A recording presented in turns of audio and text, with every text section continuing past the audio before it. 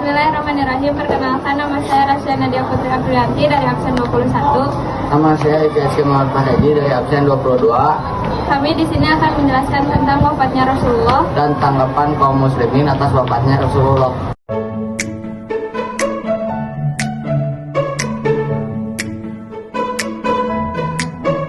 Menjelang wafat Rasulullah SAW, banyak utusan kabilah-kabilah Arab yang datang kepada beliau untuk menyatakan diri dan memeluk agama Islam.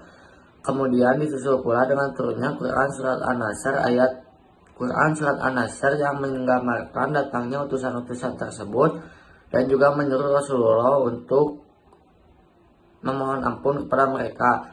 Kematian Nabi Muhammad SAW disebabkan oleh demam tinggi di usianya yang ke-62 tahun yang dia alami selama beberapa bulan, dan pada saat itu Rasulullah sedang melaksanakan haji wada atau yang disebut juga dengan haji terakhir pada tanggal 25 Dzulqa'dah tahun 10 Hijriah yang diikuti oleh 100.000 orang kaum muslimin.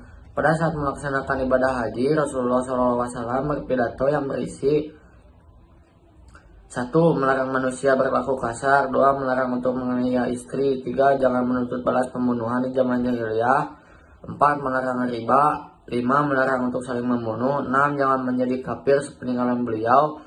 Dan 7. Berpegang teguhlah pada Al-Quran dan Sunnah agar tidak tersesat.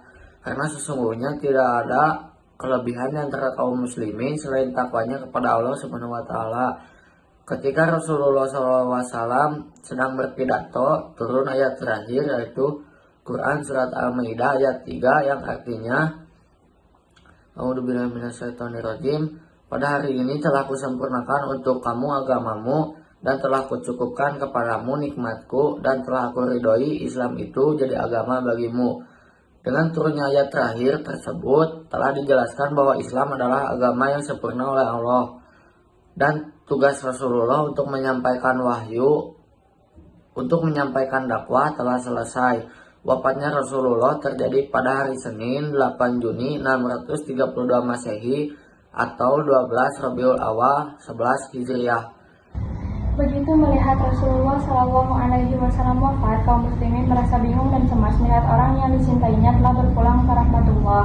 Kemudian Aisyah memberitahukan kepada orang-orang bahwa Rasulullah telah wafat, sehingga Umar mengatakan akan membunuh siapa saja yang mengatakan bahwa Rasulullah telah wafat, sehingga Abu Bakar berpidato dan membacakan surat Ali Imran ayat 144 yang artinya, Muhammad itu tidak lain hanyalah seorang Rasul. Sungguh terlalu berlalu sebelumnya beberapa orang Rasul. Apakah jika dia wafat atau dibunuh, kamu berbalik ke belakang atau murtad? Barang siapa yang berbalik ke belakang, maka ia tidak dapat menetapkan madarat kepada Allah sedikitpun. Dan Allah akan memberi balasan kepada orang-orang yang bersyukur. Setelah mendengar pidato tersebut, kaum muslimin sadar bahwa Rasulullah telah wafat. Sebelum jenazah Rasul dimakamkan, terlebih dahulu diselenggarakan penggantian kedudukan Rasul sebagai pemimpin umat muslim. Setelah didahului oleh perselisihan antara kaum Ansor dan Muhajirin, akhirnya terpilihlah Abu Bakar sebagai khalifah. Kaum muslimin merasa sedih, sebagian kaum muslimin telah murtad dan tidak mau membayar zakat. Mereka menganggap bahwa zakat adalah upeti yang harus diberikan kepada Rasulullah.